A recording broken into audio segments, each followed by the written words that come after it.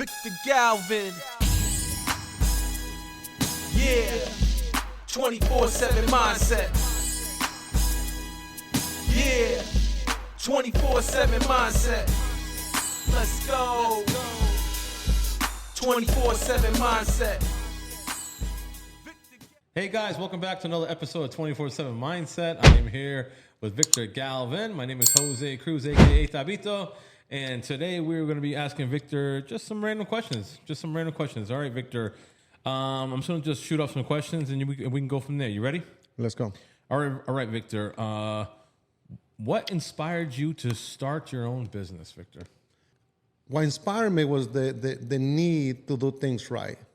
I saw a lot of companies very disorganized, all over the place. They didn't have their materials ordered. They didn't have everything ready before they called for inspection. They didn't know when they was going to pour concrete and stuff like that. I'm going into the construction, right? Yeah. So I saw that I can come in and align and discipline all that, even though over the years you have to do that, because as you go in life, as you go over the years, you have to align and you have to be disciplined in process systems and all that stuff, leadership, strategies and stuff like that, right? But I noticed that a long time ago, we did not have none of that back in 2000, 2001. Yeah. All paperwork back then, right? Yeah, that's when I was working for somebody, but I really started into construction when I was 16. So you were part of the paper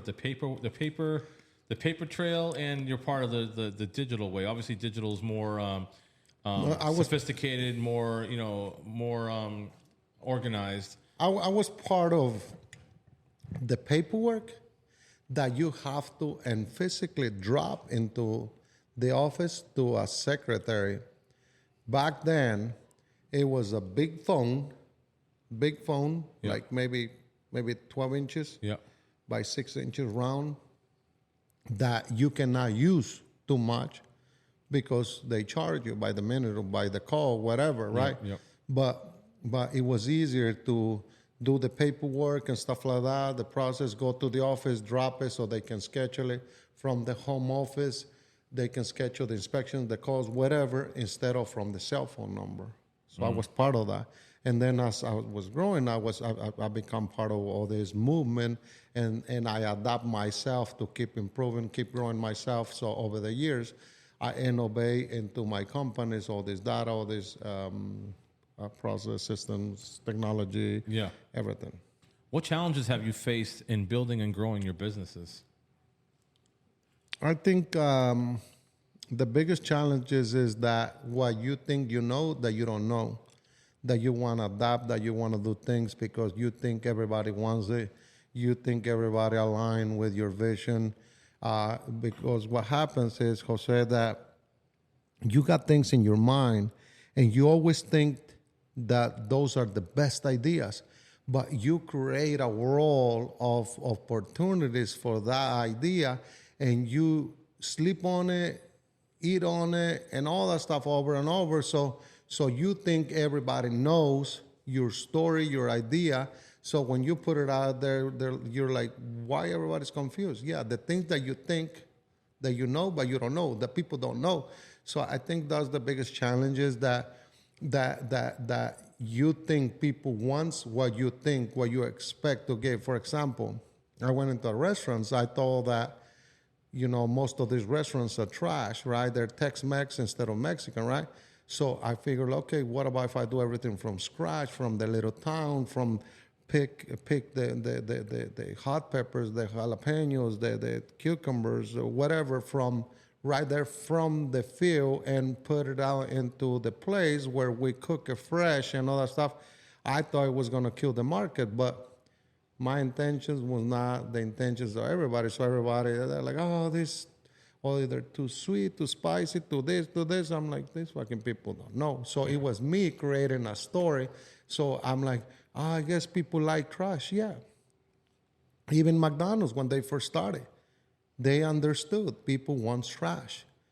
They don't want good food. They want trash, because at the end of the day, it's not the quality of the product. It's how fast you get the product out. So McDonald's identify that, what is it, 20, 30, 40 years ago, and still the same. So why me thinking that I didn't did that data, I didn't search for that data, I didn't grab that data to adapt it to my data. So what I did, thinking that bringing something from scratch now it's going to make sense and it's going to blow.